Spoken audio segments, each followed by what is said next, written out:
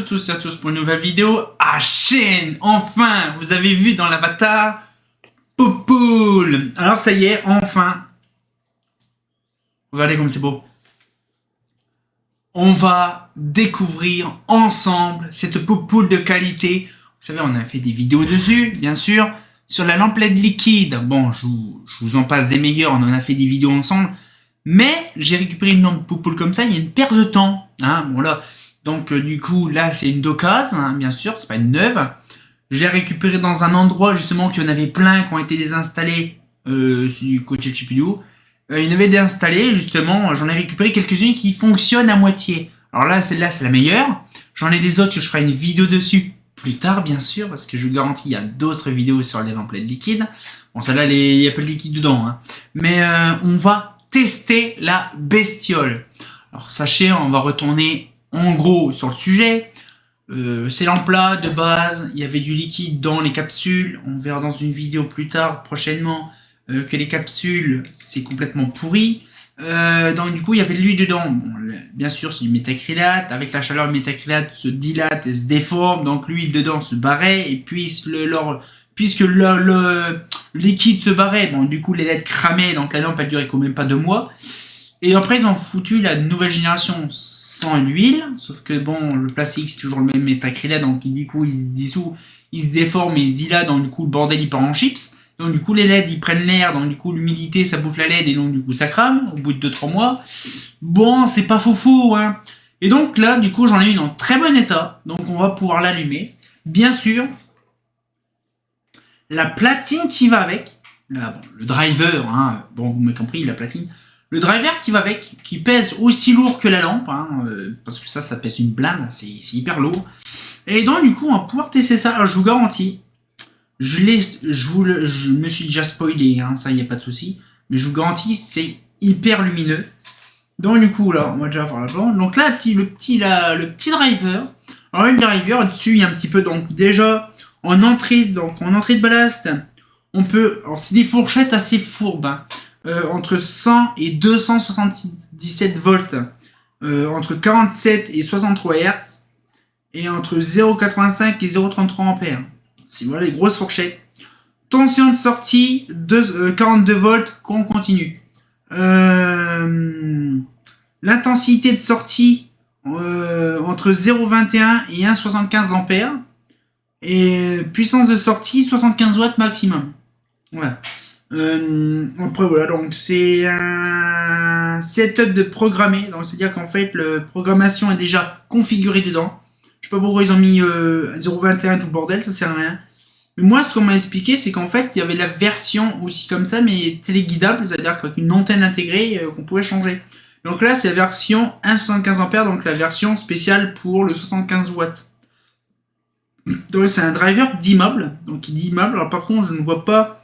Ah oui, il y a une petite fiche qui se met là. Donc en fait, il y a une petite fiche qui se met, qui se programme justement le truc. C'est vraiment bien.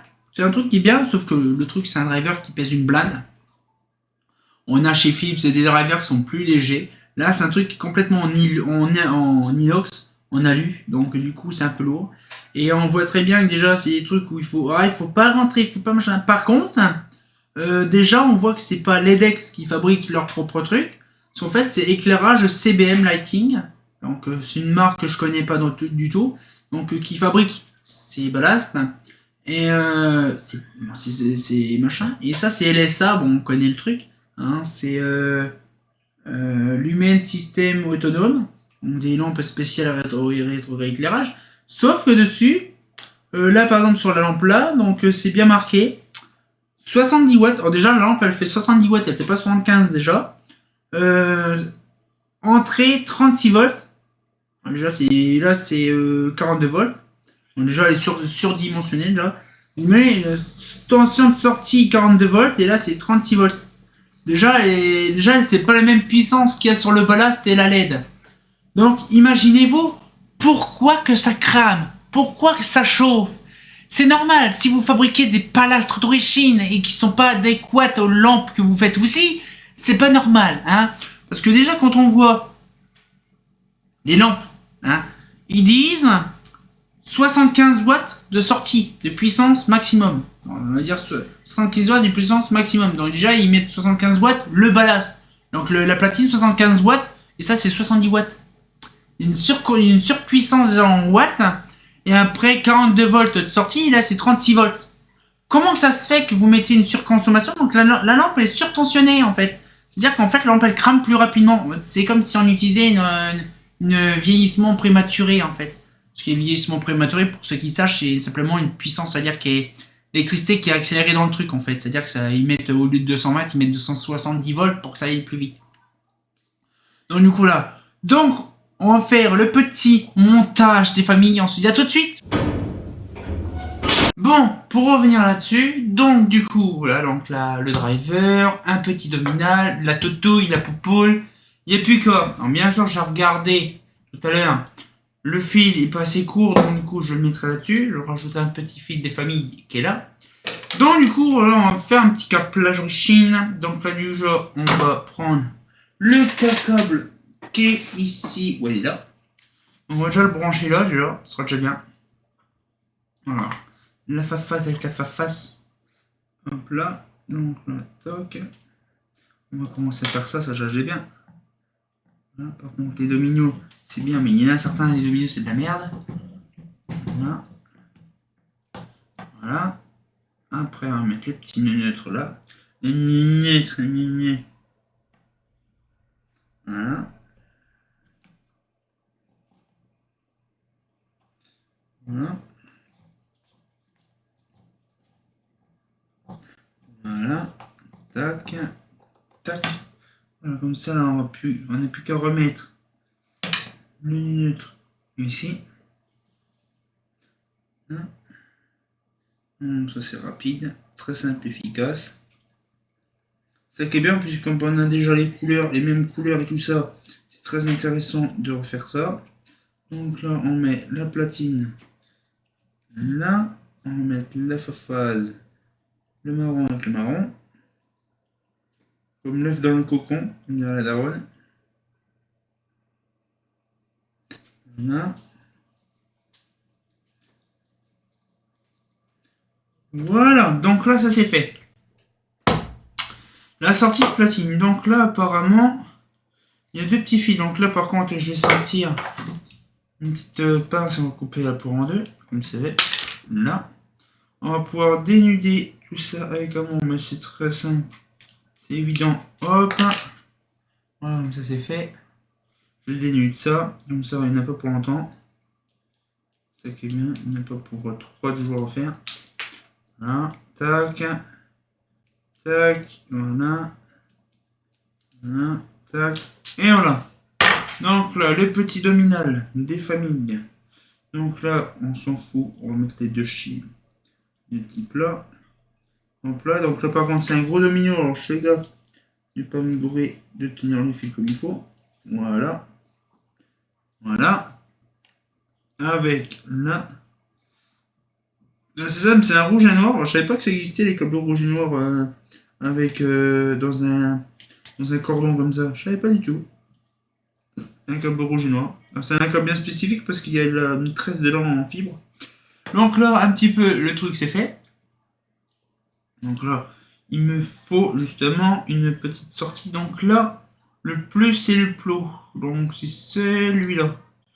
Donc là, on va mettre ça. Voilà. Comme ça c'est fait. Voilà. Tac. Voilà. Et on va mettre le petit là. Comme ça c'est fait. Voilà. Alors, je vous garantis, j'ai hâte de voir un peu le truc. Parce que là, voilà. Donc la poupoule. Et ici, je vais réorganiser ça mieux que ça. Voilà. Donc là, la poupoule, elle est là. Voilà. Je vais avancer un petit chouïa. Et on va pouvoir tester la poupoule. Alors, je vais la mettre en verticale. Je pense que oui, elle est nickel.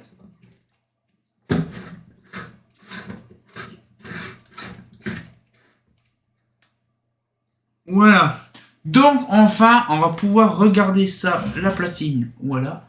Alors, moi, je l'ai déjà vu. Donc, du coup, moi, je me suis spoilé. Mais vous n'avez pas la version spoilée. Donc du coup là un petit peu le truc. Donc je me rappelle plus par contre si le ballast fait du bruit, je me rappelle plus du tout. Donc du coup là je m'en rappellerai quand je vais le réécouter. Donc voilà un petit peu le truc, donc ça fait plaisir. Donc une petite LEDX, donc enfin vous allez le revoir. Moi même moi c'est la deuxième fois que je le revois. Hein, parce que voilà, je ne m'en rappelle plus comment c'est. Mais par contre c'est violent, c'est bien lumineux. Donc on va regarder ça ensemble. Donc du coup donc j'enclenche l'armoire EP. Voilà. Je mets un petit coup de 220. Ah, elle est belle. Alors là, actuellement, c'est du 4000K. Donc, peut-être, non, un 3000K, parce qu'elle est plus jaune. Donc, c'est un 3000K assez intéressant. Donc, il explique. Ah non, c'est 3500K, c'est différent encore. 3500K. Voilà, donc une LED vraiment en bon état, c'est rien. Une LED en bon état. Bon, après, c'est clair, vraiment comme une LED standard. Bon, après, voilà, ce qu'il fait, c'est que, bon, il n'y a pas de problème. Ah, donc, c'est pas... C'est clair, vraiment... Bon, après, c'est suivant la lampe. Après, voilà, donc, c'est pas foufou. Bon, on va dire, c'est que, déjà, première chose, ce que je m'aperçois... Bon, déjà, le truc, c'est que ça éclaire bien sur tous les côtés, sur les 4 côtés. Ça, c'est bien. Ça éclaire pas non plus, on va dire, à 4 facettes. Là, c'est vraiment l'entièreté qui éclaire bien. Déjà, c'est un bon plus. Le problème, c'est que ces fameuses capsules, en fait, qui me perturbent. Bon, déjà, il n'y a aucun...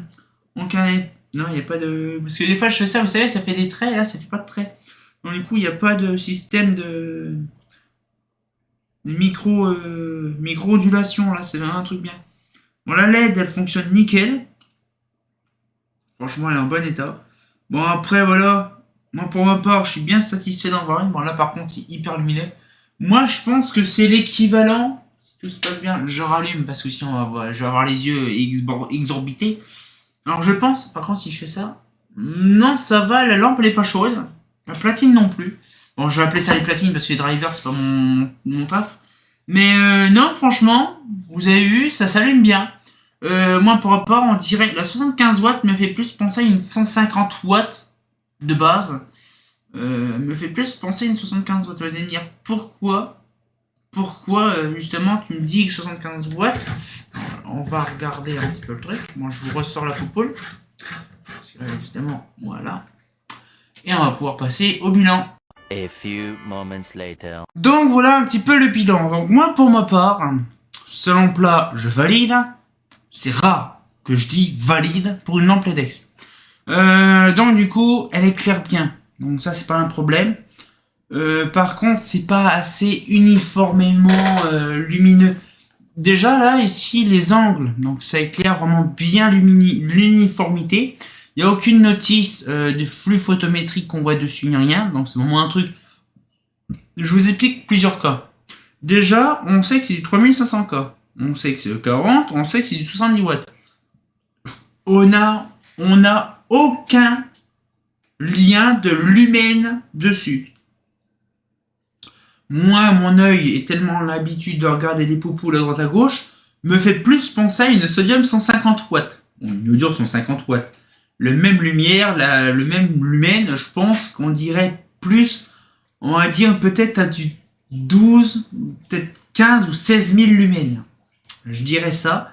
À peu près l'équivalent de ce que j'ai actuellement dans le bureau. Mais après, le problème, c'est que ces lampes-là, alors déjà, elle date du janvier 2018. Déjà, elle est récente. Et je pense que toutes les lampes que j'ai connues de cette version-là existent depuis 2018. Il n'y en a pas eu d'autres. En fait, ça veut dire que c'est une très courte production. Et ça s'est jamais réellement ouvert. Alors déjà, la fameuse... Pour vous savez déjà pourquoi ils n'ont pas mis les lumens. Je ne sais pas pourquoi. Mais après, moi, c'est ce qu'on m'a expliqué, c'est qu'à mon avis, comme elle était réglable. Parce qu'en fait, je pense qu'il n'y avait qu'une seule lampe en question et qui pouvait moduler la puissance de la lampe. Bon, je suis pas trop style de dire ça, mais 70 watts, c'est marqué 70 watts. Mais il y a eu que ça, en fait, de sortie. Donc, je ne sais pas. Peut-être que c'est un ballast qui est modulable qui met maximum 75 watts. Mais je ne sais pas. C'est le truc qui me pose la question sur ces lampes-là. Franchement, c'est clair vraiment bien. Quand c'est neuf. Oui, hein, quand c'est neuf. Là, c'est bien, mais bon, la lampe, elle a peut-être quelques semaines, quelques mois, même pas, ouais, quelques semaines, quelques mois. Donc, du coup, ce qu'il fait, c'est que, ouais, c'est pas foufou folichon, quoi. Mais ce que, en fait, le truc, c'est que voilà, pour ma part, c'est pas un truc de ouf, hein.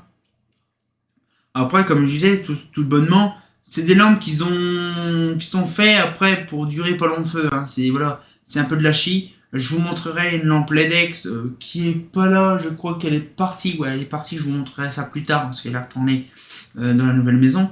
Mais je ferai une vidéo plus tard sur ça et vous verrez l'état de la popoule. Vous irez voir, c'est une dinguerie. Et en fait, le truc, c'est que je comprends pas.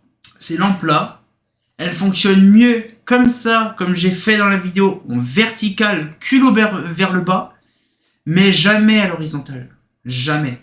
En fait, le problème, c'est que toute la chaleur se fixe à un endroit. Quand la chaleur remonte, ça va sur une pastille, sur le panneau, là, par exemple. La chaleur se diffuse dans celui-là, et c'est toujours un des plus chauds qui pète. Le truc se déforme. J'ai une lampe comme ça, qui est vieille. Le truc est complètement déformé. C'est un truc de what the fuck, un viol collectif. Le truc est déformé, le plastique, on dirait qu'il est fondu. Et le problème, c'est que je reviens sur le but du sujet, c'est que ces lampes-là ne sont pas garanties dans un luminaire fermé. What the fuck? Donc, c'est-à-dire qu'actuellement, maintenant, la plupart des luminaires, bon, qui sont en HID, en E27 ou en E40, la plupart des lanternes sont équipées d'optiques IP66 ou IP56 le maximum. Donc, un luminaire étanche, bon, qui est fermé, quoi. Sauf que si on a un luminaire agréé et qui est garanti fermé, ça, c'est pas garanti. Donc, il faut casser la vase ou supprimer la vase pour que la lampe soit garantie. Donc, c'est-à-dire qu'on s'est un peu couillonné l'un ou l'autre. C'est soit on nique la garantie de la lanterne pour que la lampe fonctionne, ou soit on nique la garantie de la lampe pour que la lanterne reste encore fonctionnelle. Bon, là-dessus, hein, j'ai fait pas mal de vidéos là-dessus, et donc du coup, ce qui fait, c'est que cette popoule-là, pour moi, pour ma part, c'est pas ouf du tout. Hein, on est d'accord, c'est pas le but du programme. Mais après, voilà, donc avec vite et recul, la lampe n'existe plus. C'est bien dommage. Alors, il y a eu beaucoup de versions différentes. Il y a eu une version avec plus grosse, avec une espèce de petite bonbonne, un petit boudin sur le bord, et une lentille sur le bout. Alors, bien sûr, ça, c'est le petit modèle. Donc, apparemment, il y a eu une plus grosse taille. Ça, c'est la taille standard que j'ai vue. Mais je pense qu'à mon avis, il y a eu, je pense plutôt qu'il y a eu plusieurs versions différentes. Et là, on voit, par exemple, dans celle-là, ça paraît pas, mais il y a, je regarde un petit peu, les optiques sont pas trop gondolées, mais par contre, il y en a une, je sais pas ce qu'elle a, elle est légèrement gonflée, elle est même déjà, la pastille déjà fêlée sur le côté. Alors, je ne sais pas pourquoi ils sont amusés à faire ça, mais ce que je veux dire, c'est que c'est impressionnant de se dire que des lampes comme ça s'est vraiment vendu, et de base, c'est 100% français. C'est ça qui est dingue, c'est 100% français, c'est une fabrication française, mais fini à la pisse. Voilà, c'est moi mon cas, c'est de la chie, c'est de la daube. Ça n'a pas duré long feu, c'est ça qui est dommage. Ils auraient pu, on va dire, potentiellement faire un truc mieux. Sauf que quand j'ai des lampes comme ça, usuelles, qui sont cramées, je suis sidéré de voir la puissance. Elle date de 2018. Les lampes, elles sont cramées comme si elles avaient facilement, allez, on va dire, facilement au moins 15 ans, les lampes. Et elles ont même pas un an. Et donc, du coup, ce qu'il fait, c'est que je suis en train de regarder certaines docs, justement, c'est possible. Je sais pas ce qui est marqué dessus. Mais ce que je veux dire, voilà, donc après, ce qu'il fait, c'est que c'est impressionnant. Tout ce qu'il y a comme truc intéressant. Mais là, franchement, voilà, je vous ferai une vidéo plus sur la vieillesse, sur mon aperçu, mon rendu du truc. Je vous ai montré une lampe qui est quasiment neuve, qui fonctionne. Donc voilà, donc vous avez un petit peu mon aperçu et vous verrez le résultat dans bientôt, du résultat final bien sûr, avec le ressenti dégueulassouille du truc. J'ai hâte de vous montrer ça. Donc cette fois-ci on se retient au courant, c'est une grosse vidéo quand même. Ça me fait plaisir de vous montrer ça. Et on se retient encore pour une nouvelle vidéo et comme j'ai bien entendu, bah... Enfin, on a vu une LED liquide. Bon, elle n'est pas liquide, mais vous m'avez compris, une LED fonctionnelle cette fois-ci. Un vrai beau faux.